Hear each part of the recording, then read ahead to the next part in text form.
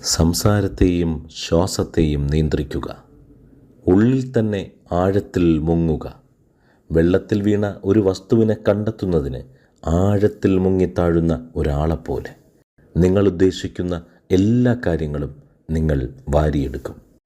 കടലിൻ്റെ ആഴത്തിൽ നിന്നും മുത്തുകൾ ശേഖരിക്കുന്നത് പോലെ.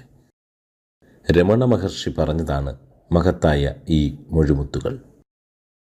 നിങ്ങളുടെ ശരീരത്തിൽ നിങ്ങളുടെ നന്മയും നാശവും തീരുമാനിക്കുന്ന ഒരു മാംസകഷ്ണമുണ്ട്.